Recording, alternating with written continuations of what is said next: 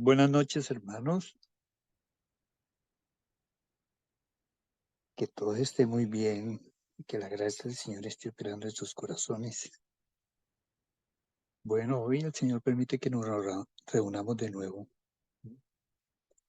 Ayer quedamos donde estábamos tratando Efesios 4, del 17 al 24. Pero sin embargo vamos a hacer una oración corta para que el Señor santifique esta oración por medio de la sangre del Cordero. Y a la vez que nos sean perdonados los pecados que hayamos cometido hoy, ya sea de palabra, de pensamiento, de obra o de omisión, contra la justicia y la santidad de Dios.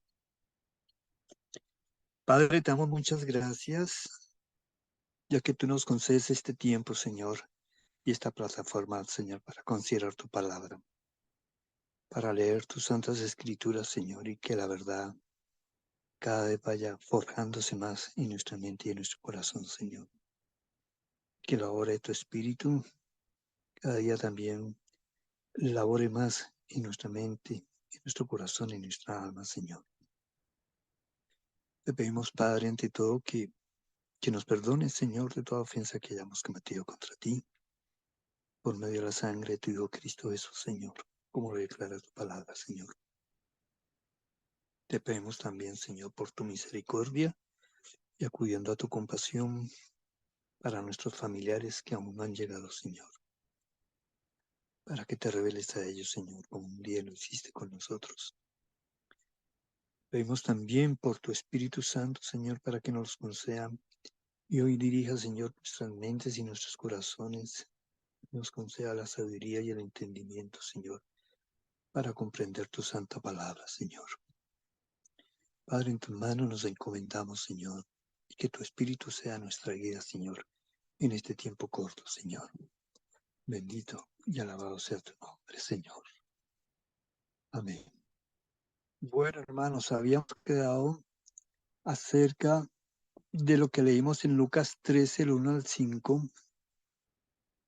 en especial la palabra que tiene que ver con el concepto de arrepentimiento. Amén. Voy a retomar entonces otra vez a partir de Lucas 13 y del 1 al 5 dice, en este mismo tiempo estaba allí algunos que le contaban acerca de los galileos cuya sangre Pilato había mezclado con los sacrificios de ellos. Respondiendo Jesús les dijo, ¿pensáis que estos galileos, porque padecieron tales cosas, eran más pecadores que todos los galileos? Os digo, no. Antes, si no os arrepentís, todos pereceréis igualmente. O aquellos 18 sobre los cuales cayó la torre de Siloé y los mató, ¿pensáis que eran más culpables que todos los hombres que habitan en Jerusalén? Os digo, no. Antes, si no os arrepentís, todos pereceréis igualmente. Esta palabra que se coloca como arrepentimiento, viene del griego metanoeo, que literalmente significa percibir posteriormente, y está compuesta de dos raíces, meta, ¿sí?, que implica un cambio radical, ¿sí?, de un giro de 180 grados, y noeo, que viene a percibir, y esta viene de la raíz nous, que significa mente, es decir, en la mente donde está el asiento de la reflexión moral. Metanoia, entonces, es un cambio radical, un cambio mental que tenemos que tener haciendo un giro más o menos de 180 grados y vamos en esta dirección, paramos y no implicado es el factor de la justicia y la santidad. Amén. Cuando uno mira en la carta a los Efesios, en el capítulo 4, y si leemos desde el versículo 17 hasta el 24 de la carta de los Efesios, dice lo siguiente. Esto pues digo y requiero en el Señor, Estoy leyendo el versículo 17.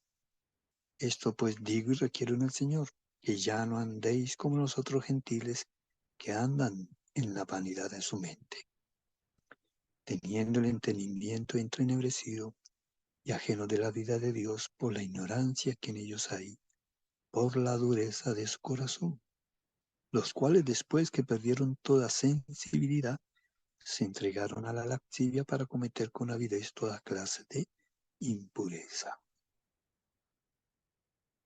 Una mente no arrepentida es una mente que vaga en la vanidad de sus pensamientos. Es una mente que tiene completamente oscurecido su entendimiento con respecto a lo que es la vida de Dios, debido a un estado de ignorancia, ¿m? Cuya base es precisamente un corazón duro, ¿m? Y que ese corazón duro ha producido una falta de sensibilidad en las cosas de Dios, lo cual significa que su conciencia quedó cauterizada, ya no opera, ya no funciona. Por lo tanto, su vida está direccionada a una vida de laxivia, con la cual comete todo tipo de avidez y todo tipo de impureza, completamente contrario a la justicia y a la santidad de Dios. Hemos visto que la conciencia es parte del espíritu, ¿sí? Y que nosotros recibimos un espíritu nuevo. Y ese espíritu nuevo, ¿sí?, donde mora el Espíritu de Dios, ¿sí?, tiene que hacer el trabajo del arrepentimiento en nuestras vidas con la ayuda nuestra. Cuando Cristo nos enseña, si ustedes leen detenidamente el versículo 20 al 24, dice así: mas vosotros no habéis aprendido así a Cristo, si en verdad le habéis oído y habéis sido enseñados por él conforme a la verdad que está en Jesús. Jesús, a través del Espíritu, nos tiene que enseñar algo, de lo cual nosotros tenemos que tener oídos para ello. Y esa enseñanza es conforme a la verdad. Amén. La verdad es nada menos que la ley de Dios. Amén. Eso hay que entenderlo, porque la verdad es la que va a producir la justicia y la santidad en nosotros. Y lo primero que enseña Jesús dice en el versículo 22, en cuanto a la pasada manera de vivir, despojados del viejo hombre que está viciado conforme a los deseos engañosos. Eso es lo primero que nos pide el Señor. Tenemos que despojarnos de la vieja vida. Tenemos que despojarnos de la vida natural. Amén. Es decir, de los pensamientos, de los conceptos, ¿amén?, de las tradiciones, de la cultura que hemos asimilado, pero que todo está realmente relacionado con las cosas de este mundo, ¿sí?, y que no tienen que ver absolutamente nada con la justicia de Dios y la santidad de Dios. De eso tenemos que despojarnos. Y en el versículo 23 dice, y renovaos en el espíritu de vuestra mente. Si vaciamos nuestra mente de las cosas mundanas, pues tenemos que llenarla de algo. Amén. Y ese algo es nada menos que la ley de Dios. Amén. Por eso en el versículo 24 dice, y vestidos del nuevo hombre, creado según Dios, en la justicia y santidad de la verdad. Ese es el verdadero arrepentimiento. El verdadero arrepentimiento es aquella mente que se despoja del viejo hombre, que está viciado conforme a los deseos engañosos, y comienza a establecer la justicia y la santidad de Dios en su mente. Es decir, que esta justicia y esta santidad sea quien direccione y gobierne su mente en su hablar y en su conducta. ¿Amén? Toda acción, ¿sí?, que nosotros hagamos tiene que estar regulada por la ley de Dios. Amén. Por eso en el versículo 25 dice, por lo cual desechando la mentira, habla verdad cada uno con su prójimo, porque somos miembros los unos de los otros. ¿Sí? Pero la mentira en la palabra de Dios no significa engañar. Va más allá de eso. La mentira, ¿sí? En la palabra de Dios significa no caminar en los mandamientos de Dios. Cuando uno lee precisamente en la primera epístola de Juan, en el capítulo 2, el versículo 3 y 4 dice, y en esto sabemos que nosotros le conocemos si guardamos sus mandamientos. ¿Quieres conocer a Dios? Guarda sus mandamientos. El que dice, yo le conozco, ¿m? Y no guarda sus mandamientos, el tal es mentiroso y la verdad no está en él. No es el hecho de no guardar los mandamientos, es el hecho de que está viviendo en la mentira, porque la mentira es precisamente no querer vivir bajo las directrices de los mandamientos de Dios. ¿Ven? Es no permanecer en la verdad. Precisamente cuando uno mira en el Evangelio de Juan, en el capítulo 8, la declaración que hace con respecto al diablo, que fue la primera criatura que se rebeló contra Dios, él dice claramente, 8:44, vosotros sois de vuestro padre el diablo, y los deseos de vuestro padre queréis hacer. Él ha sido homicida desde el principio y no ha permanecido en la verdad, porque no hay verdad en él. Cuando habla mentira, de suyo habla, porque es mentiroso y padre de mentira. Él es el origen de la mentira. ¿Por qué? Porque no quiso permanecer en la verdad. Es que permanecer en la verdad significa permanecer en la ley de Dios. ¿Ven? Cuando miramos en 1 Juan en el capítulo 3 y leemos a partir del versículo 4, ¿sí? Hasta el 10 dice, todo aquel que comete pecado infringe también la ley, pues el pecado es infracción de la ley. Y sabéis que Él apareció para quitar nuestros pecados, y no hay pecado en Él. Todo aquel que permanece en Él, Cristo Jesús, no peca. Todo aquel que peca no le ha visto ni le ha conocido. Si no permanecemos en Él, ¿qué significa?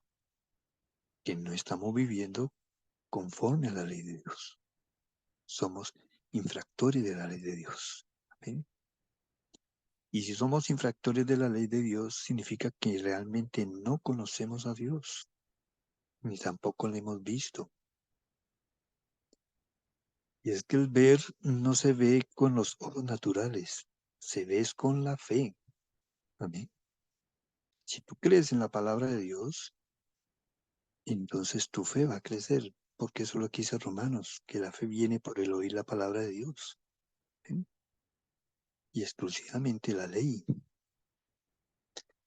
En el versículo 6 dice, todo aquel que permanece en él no peca, todo aquel que peca no le ha visto ni le ha conocido.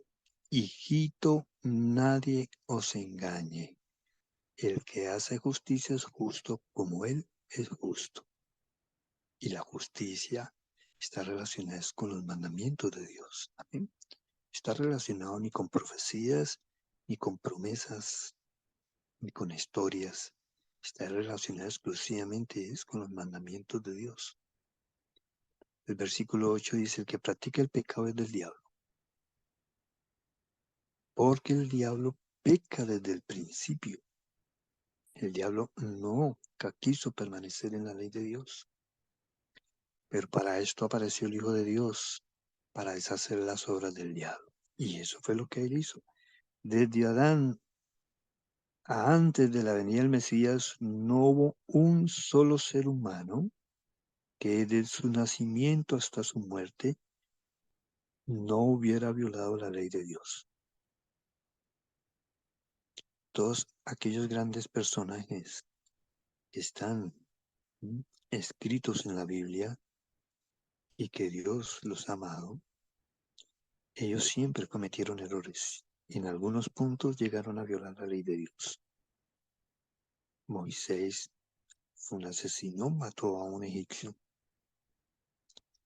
Abraham no fue asesino, pero sin embargo al principio vivía como un pagano antes del llamado. ¿Sí? Y es más, en un momento dudó, ¿sí?, de la promesa acerca de la simiente que vendría de él y de Sara. Y escuchó la voz de su mujer y tuvo un hijo con la concubina, con Agar. Y eso se le convirtió en un problema cuando vino Ismael. Amén.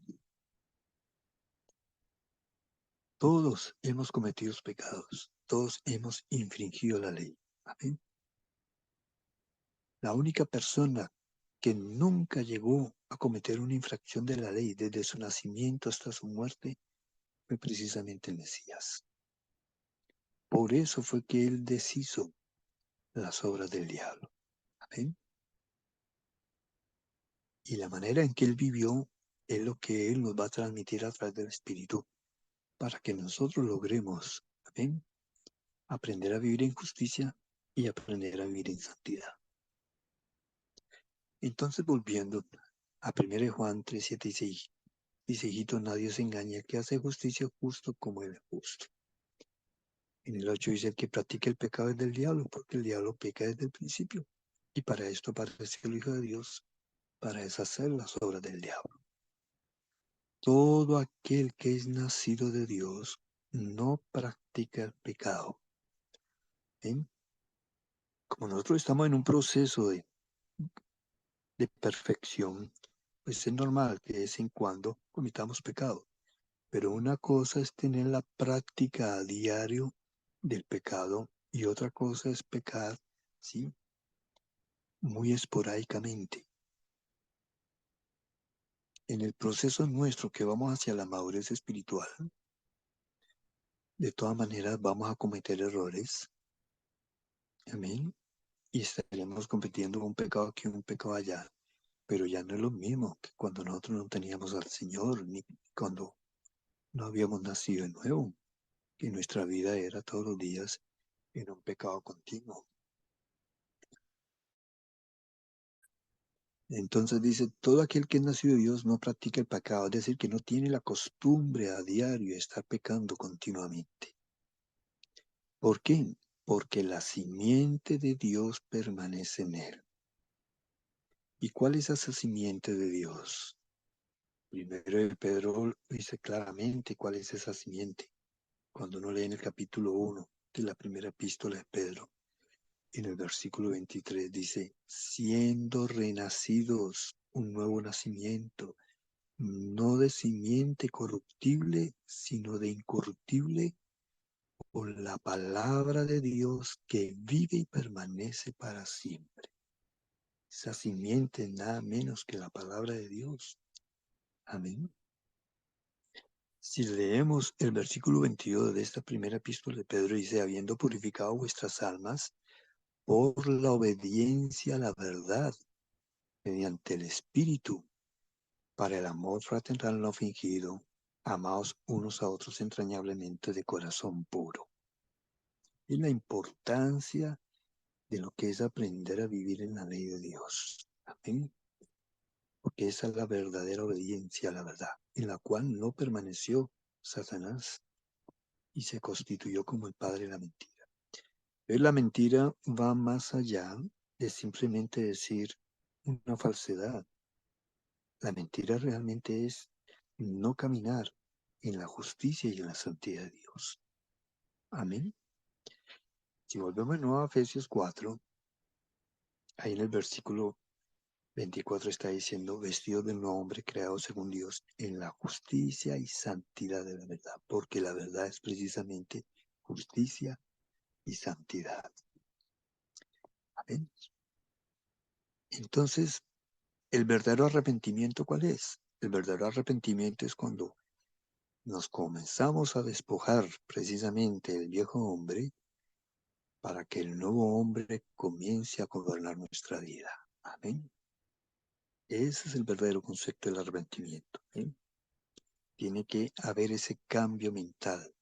Tenemos que desechar las leyes que nosotros mismos hemos constituido y formado en nuestra mente y en nuestros juicios para establecer verdaderamente la ley verdadera que es la ley de Dios. ¿Sí? ¿Qué sucede con la conciencia? La conciencia debe ir en crecimiento, es decir, en expansión, siendo cada vez más sensible, sutil, aguda y más audible en nuestra mente. Amén. Si esa conciencia no está creciendo, es decir, si no somos sensibles a lo que realmente Dios considera como el pecado, pues estamos estancados. El crecimiento espiritual tiene que ver mucho con la expansión de nuestra conciencia. Amén. Cuando uno lee en 1 de Pedro, en el capítulo 3, versículo 21,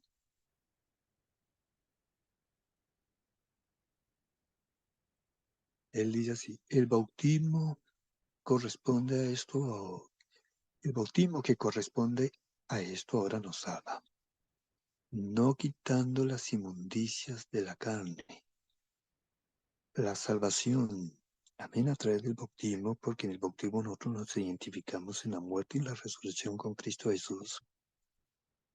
Él no quita las inmundicias que están en nuestra carne, pero sí limpia las inmundicias que están en nuestra alma.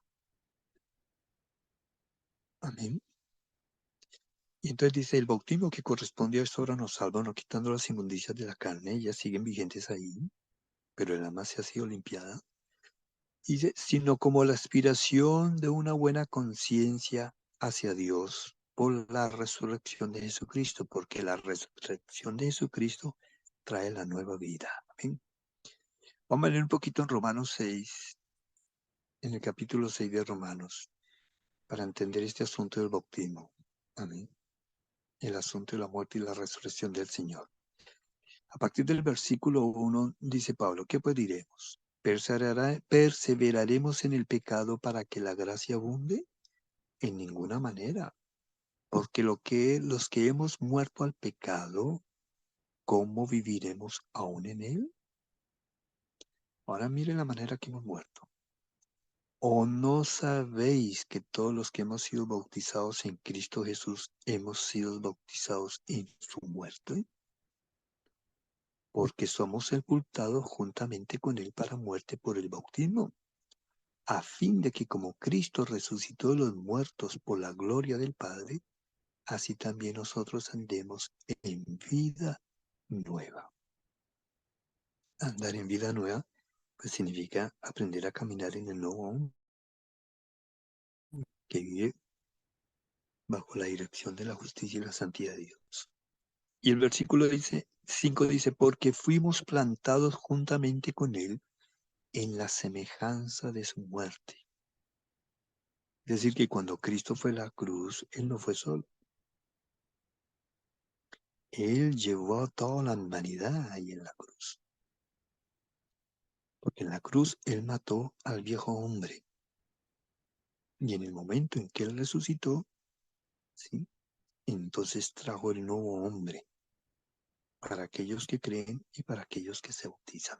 Amén. ¿Cómo tenemos la realidad, ¿sí?, de este logro que hizo el Mesías? Es a través del bautismo. Entonces él dice así, en el versículo 5 de Romanos 6, porque si fuimos plantados juntamente con él en la semejanza de su muerte, así también lo seremos en la de su resurrección. Sabiendo esto, que nuestro viejo hombre fue crucificado juntamente con él, para que el cuerpo de pecado sea destruido, a fin de que no sirvamos más al pecado. Esto solamente se va a hacer viviente en nuestra vida si nosotros realmente lo creemos por fe. Si estás mirando la condición de tu vida, que nuestra vida es una vida miserable, amén, Y si estamos viendo la condición de nuestro cuerpo que está esclavizado al pecado, ¿sí? No vamos a creer en esta realidad espiritual.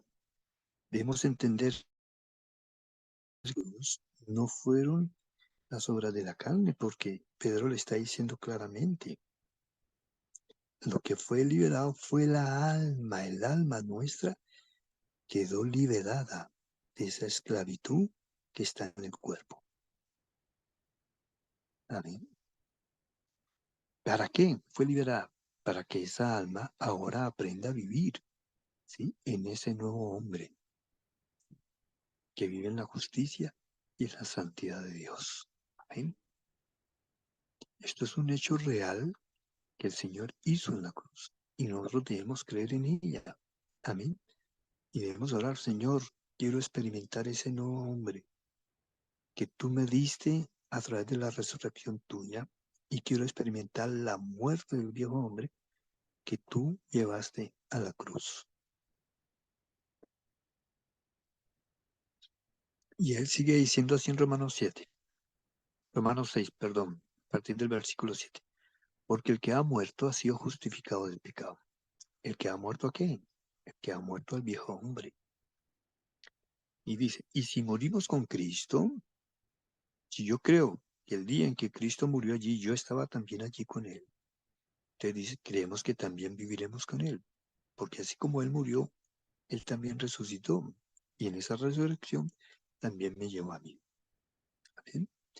Dice, sabiendo, versículo 9 en Romanos 6, sabiendo que Cristo, habiendo resucitado a los muertos, ya no muere, pues la muerte ya no se enseñará más de él.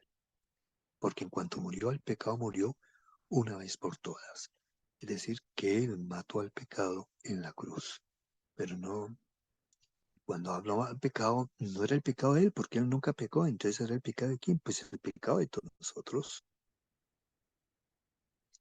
La palabra dice que él nunca pecó. Sin embargo, él cargó con todos nuestros pecados y los llevó a la cruz y allá lo mató. Si yo me estoy contemplando a mí mismo, nunca voy a experimentar esta realidad. Esta realidad solamente se puede experimentar si creemos firmemente en lo que Cristo hizo a través de su muerte y su resurrección. ¿Sí? Hay que creerlo. Y en eso consiste precisamente la fe, en creer en la palabra de Dios, esta realidad espiritual. ¿Sí? Vuelvo y leo a partir del versículo 10 de Romanos 6. Porque en cuanto murió al pecado, murió de una vez por todas, mas en cuanto vive, para Dios vive. Perdón, voy a leer a partir mejor del versículo 9. Dice, sabiendo que Cristo, habiendo resucitado a los muertos, ya no muere y la muerte ya no se enseñorea más de él. Porque en cuanto murió al pecado, murió una vez por todas, mas en cuanto vive, para Dios vive. ¿Para qué nos es dado ese nuevo hombre a través de la resurrección del Mesías? Para que nosotros ya no vivamos para el mundo, sino para Dios. Entonces dice a partir del versículo 11, así también vosotros consideraos muertos al pecado. Es un asunto mental. Tenemos que considerarnos muertos al pecado. Ya no podemos estar siguiendo pensando en el viejo hombre, sino en el nuevo hombre. Pero vivos para Dios en Cristo Jesús, Señor nuestro. No reine pues el pecado en vuestro cuerpo mortal, de modo que le obedezcáis a sus concupiscencias, porque el cuerpo va a seguir insistiendo en querer cautivar de nuevo a nuestra alma, pero no hay que obedecerle. Y en el 13 dice, ni tampoco presentéis vuestros miembros al pecado como instrumentos de iniquidad, es decir, nuestros ojos, nuestra boca, nuestros oídos, nuestros sentidos, nuestros pies, nuestras manos, al servicio del pecado, no. Sino presentaos vosotros mismos a Dios como vivos entre los muertos y vuestros miembros a Dios como instrumentos de justicia. Es decir, poner nuestro cuerpo al servicio de la ley de Dios. ¿Eh? Versículo 14, porque el pecado no se enseñoreará de vosotros, pues no estáis bajo la ley, sino bajo la gracia. La gracia solo opera si yo creo en Dios. Es decir, el medio de obtener la gracia de Dios, que en este sentido es que el poder de Dios actúe dentro de mí, de aquello que hizo Cristo Jesús a favor mío, tanto para matar al viejo hombre como para inyectarnos el nuevo hombre, solamente va a operar mediante la fe. Si realmente yo creo en lo que acabamos de leer. Amén. De que el día en que Cristo murió, Él llevó mi viejo hombre y lo crucificó allá con el pecado. Y el día que Él resucitó con el nuevo hombre para aplicarlo a mi vida. Yo tengo que creer esto para que esto sea una realidad en mí. Y cuando yo creo en esto, entra a operar la gracia de Dios, entra a operar el poder de Dios. Y la manifestación de que el poder de Dios está operando en mí es que comienzo yo a poner los miembros de mi cuerpo al servicio de la justicia. Es decir, comienzo a vivir en justicia y en santidad. ¿Ven? Entonces, esto está muy relacionado con la conciencia. Por eso la conciencia nuestra tiene que ir en un crecimiento, en una expansión. Amén. Esta palabra aspiración de la cual está diciendo precisamente en 1 Pedro 3:21, aspiración de una buena conciencia.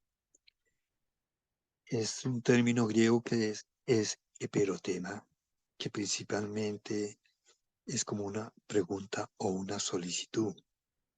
Es decir, que está denotando una demanda o una apelación.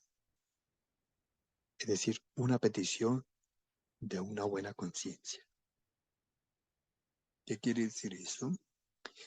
Dice que debe ser que la aspiración de una conciencia buena. Dios nos da una petición y una demanda a que nuestra conciencia cada día debe ser más buena. Buena significa ágatos y describe aquello que siendo bueno es bueno en su carácter y en su constitución y que trae beneficios o efectos beneficiosos para nuestra vida. Todo esto es en un sentido moral. Amén.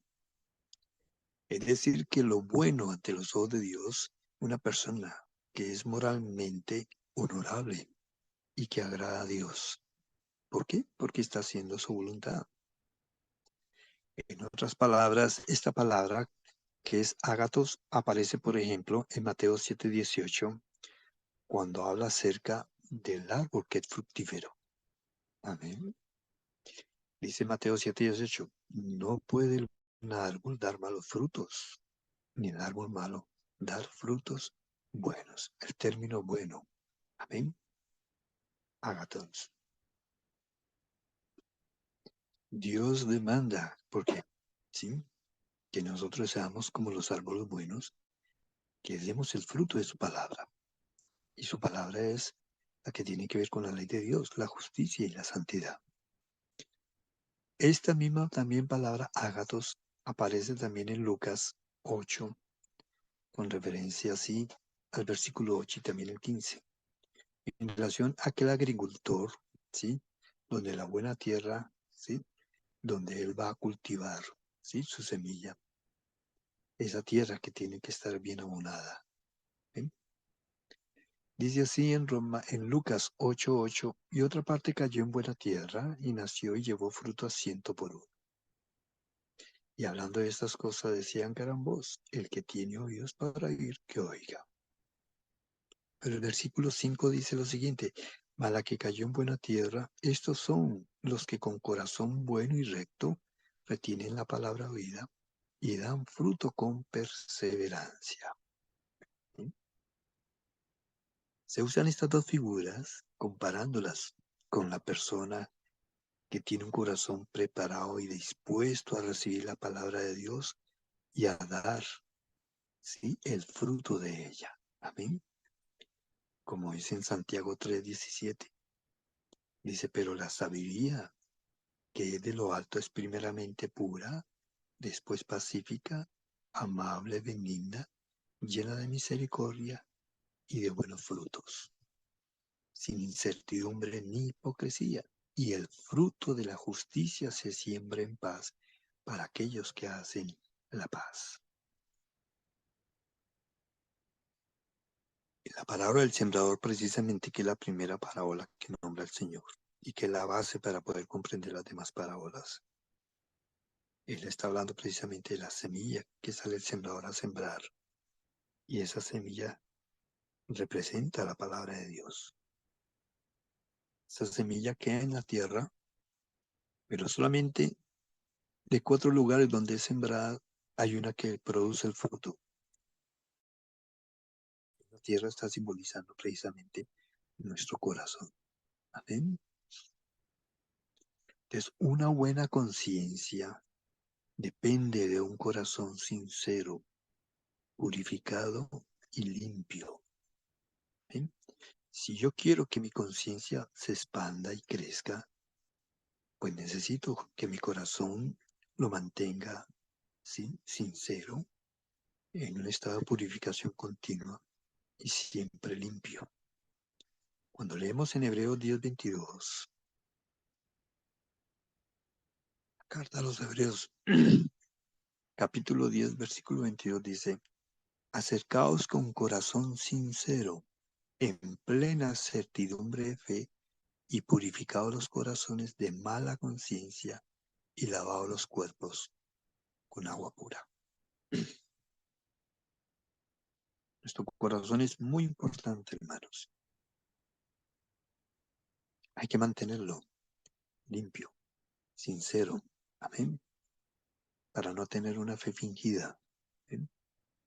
En Hebreos 13:18, ¿sí?, en la misma carta, dice lo siguiente: ora por nosotros, pues confiamos en que tenemos buena conciencia, deseando conducirlos bien en todo. Es imposible tener una buena conciencia sin corazón, no es bueno. ¿Sí? Primera de Timoteo, capítulo 1, versículo 5, dice así: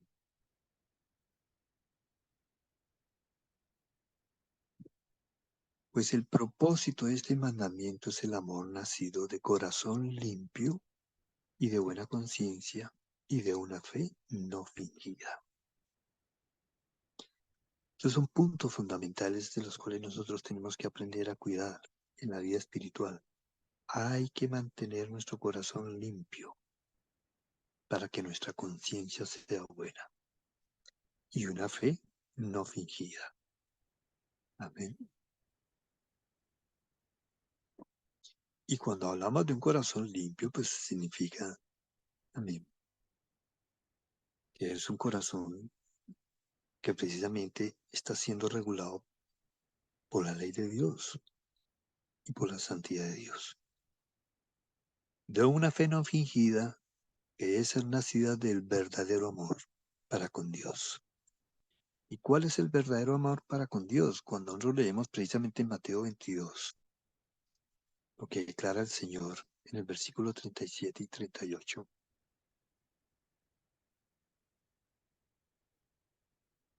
Él dice lo siguiente: y Jesús dijo: amarás al Señor tu Dios con todo tu corazón y con toda tu alma y con toda tu mente.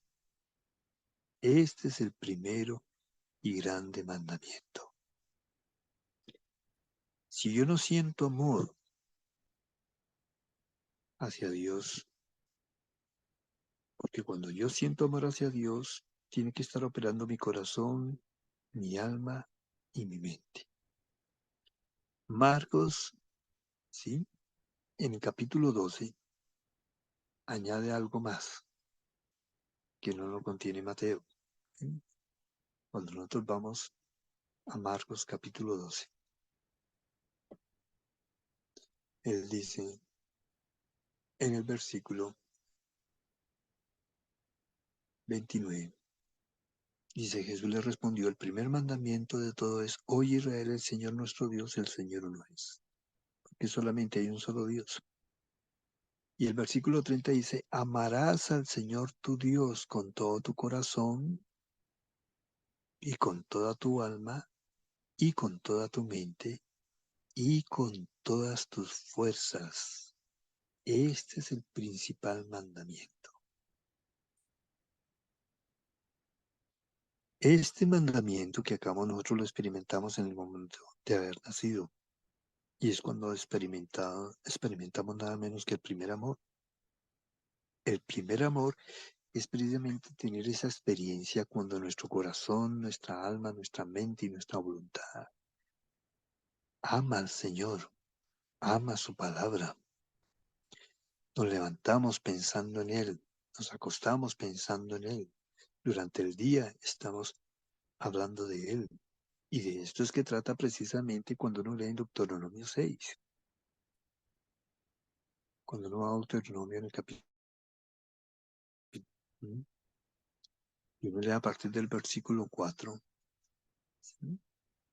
Hasta el versículo 9, dice, oye Israel, Jehová nuestro Dios, Jehová uno es. Y amarás a Jehová tu Dios de todo tu corazón y de toda tu alma y con todas tus fuerzas. Estas palabras que yo te mando hoy estarán sobre tu corazón. Y las repetirás a tus hijos y hablarás de ellas estando en tu casa y andando por el camino y al acostarte y cuando te levantes. Y las atarás como una señal en tu mano y estarán como frontales entre tus ojos y las escribirás en los postes de tu casa y en tus puertas. ¿Qué es amar a Jehová, Dios, con todo el corazón, con toda nuestra alma, con toda nuestra mente y con todas nuestras fuerzas?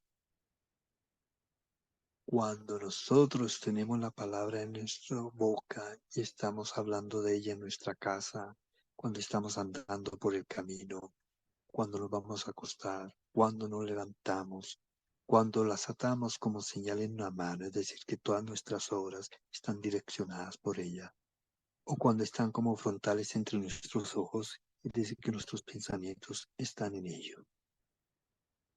Y aún así, las escribimos en los postes de la casa y en las puertas. Ese es el verdadero amor a Dios.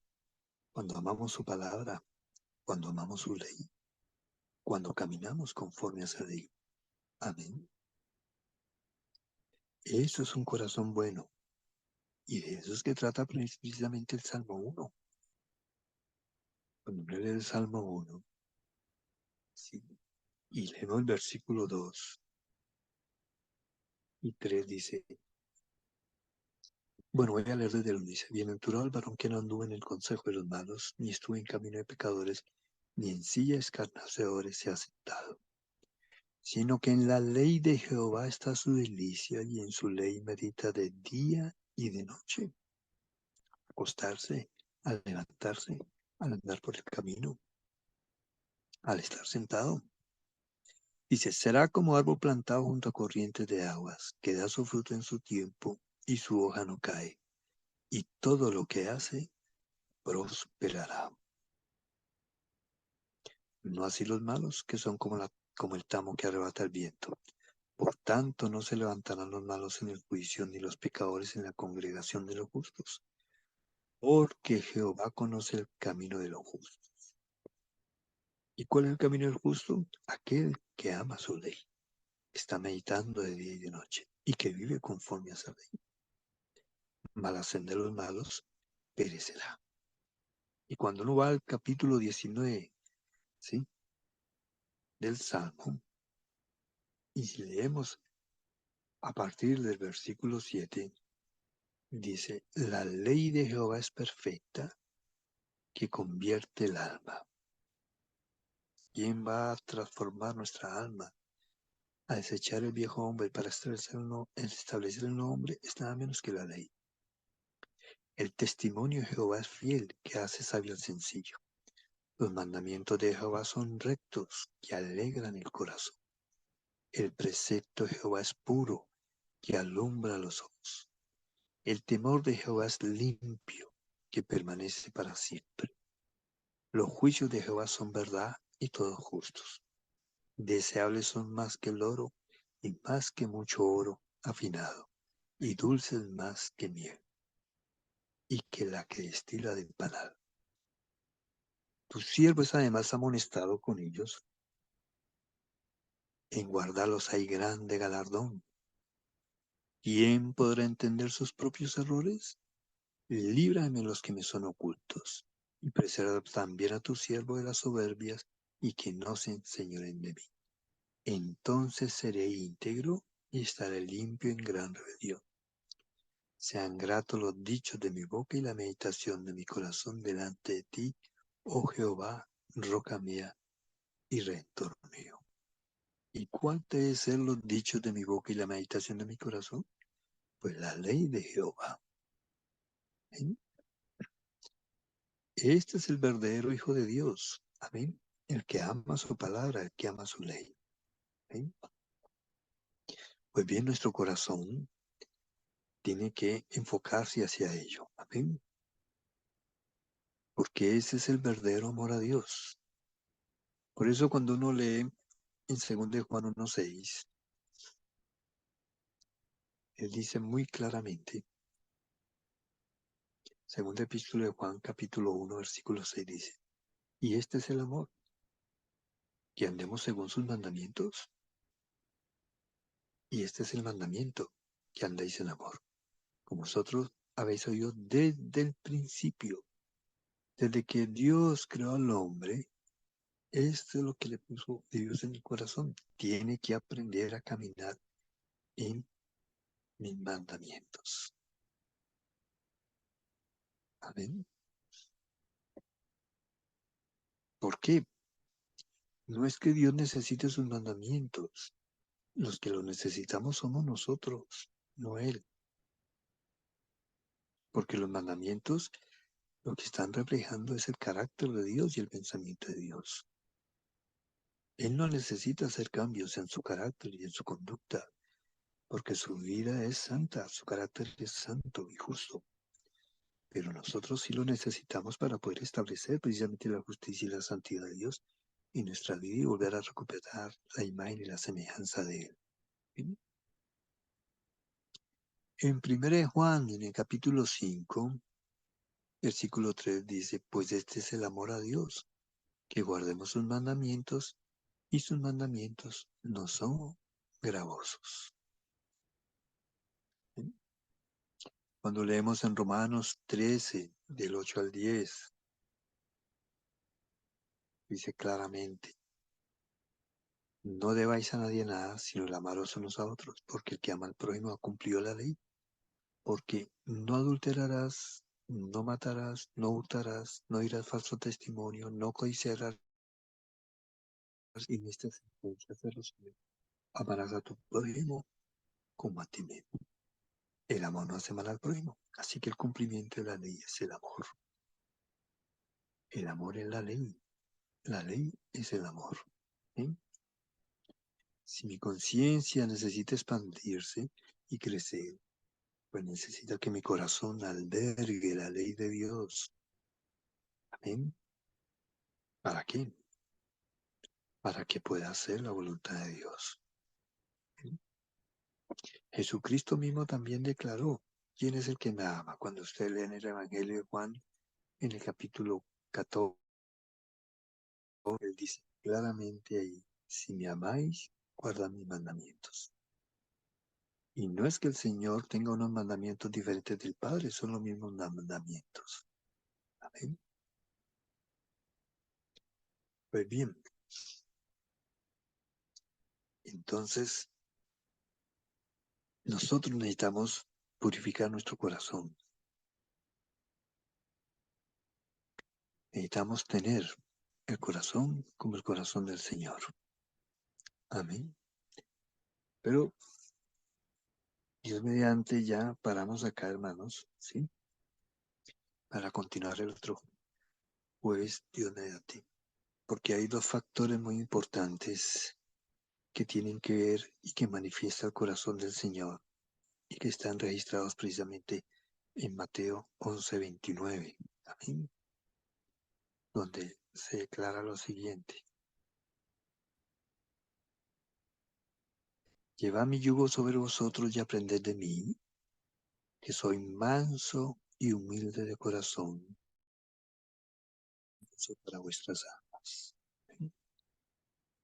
Son dos virtudes que corresponden nada menos que al fruto del Espíritu, pero que nos ayudan mucho para aprender a tener el corazón del Mesías, la mansedumbre y la humildad. De Dios mediante el otro jueves profundizamos un poquito en estos dos atributos que corresponden al fruto del Espíritu. Son virtudes en las cuales nosotros debemos trabajar, para ir adquiriendo el corazón del Mesías, y para poder hallar descanso en nuestras almas. Que el Señor les bendiga, hermanos, y les bendiga, Señor, y que el Espíritu de Dios confirme en sus corazones lo que hemos leído en su palabra. Shalom, hermanos, y bendiciones.